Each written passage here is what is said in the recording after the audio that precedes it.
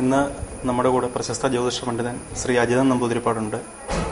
അദ്ദേഹത്തിന് ഈ പ്രോഗ്രാമിലേക്ക് സ്വാഗതം. നമസ്കാരം. പൊതുവെ ജ്യോതിഷം ഒരു ശാസ്ത്രമാണെന്ന് പറയപ്പെടുന്നുണ്ടെങ്കിലും അതിനെക്കുറിച്ച് രണ്ടഭിപ്രായങ്ങളിലെ അതേക്കുറിച്ച് അങ്ങയുടെ? ശരിക്ക് കാലദേശങ്ങൾക്ക് അവധി കൽപ്പിക്കാതെ നിലനിന്നു പോരുന്ന ശാസ്ത്രശാഖകളാണ് ആത്മീയ ശാസ്ത്രങ്ങൾ. അത് ഋഷീശ്വരന്മാർക്ക് ഭഗവത് പ്രേരണയാൽ ഒരു ഉൾവിളി മാതിരി വന്നു ചേർന്ന് വളരെ സ്പോണ്ടേനിയസ് ആയിട്ട് കിട്ടിയിട്ടുള്ള, അല്ലാണ്ട് ചിട്ടപ്പെടുത്തി രചിക്കപ്പെട്ടിട്ടുള്ള തത്വസംഹിതകൾ എന്നതിലുപരി പ്രപഞ്ച നിയാമക ശക്തിയുടെ ഒരു പ്രേരണ നിമിത്തം ഋഷീശ്വരന്മാർ എന്ന ചാനലിലൂടെ മനുഷ്യരാശിയുടെ നന്മയ്ക്ക് വേണ്ടി ലഭിച്ചിട്ടുള്ളതാണ്. അതിൽ ഒരു ശാസ്ത്രശാഖയാണ് ജ്യോതിഷം. ഇതിന് രണ്ടഭിപ്രായം വന്നു ചേരേണ്ട സ്ഥിതിയില്ല. കാരണം കാലത്തെയും ദേശത്തിനും അവധി കൽപ്പിക്കാതെ കാലാകാലം നിലനിന്നു പോരേണ്ട ശാസ്ത്രമാണ്. അതായത് ഇതിന് ശാരീരികവും മാനസികവും ആത്മീയവുമായ മനുഷ്യന്റെ തലങ്ങളിൽ നവഗ്രഹങ്ങളുടെ സ്വാധീനം എന്ത് എന്ന് പറയുന്ന ശാസ്ത്രശാഖയാണ്.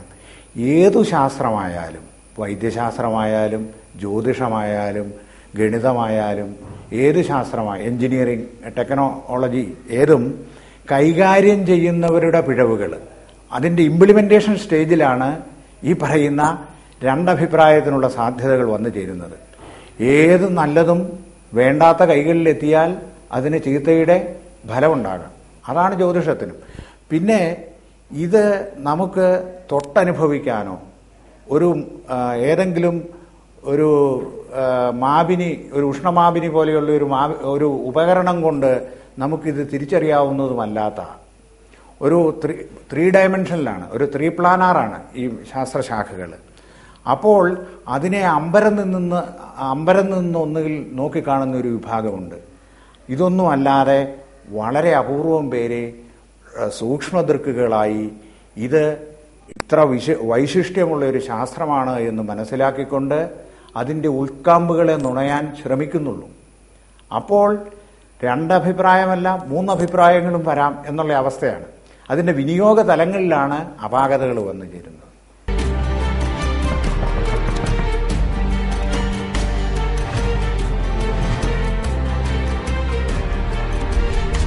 മനുഷ്യജീവിതത്തിലെ നവഗ്രഹങ്ങളുടെ സ്വാധീനം അങ്ങേക്കൊന്ന് വിശദീകരിക്കാമോ?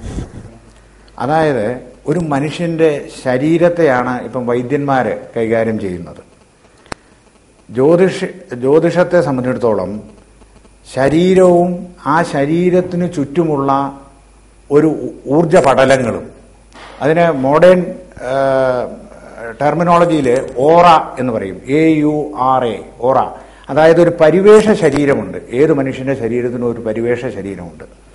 അതിന് വിബ്ജിയോർ, വയലറ്റ്, ഇൻഡിഗോ, ബ്ലൂ എന്ന് പറയുന്ന തരത്തിൽ 7 പടലങ്ങളുണ്ട്.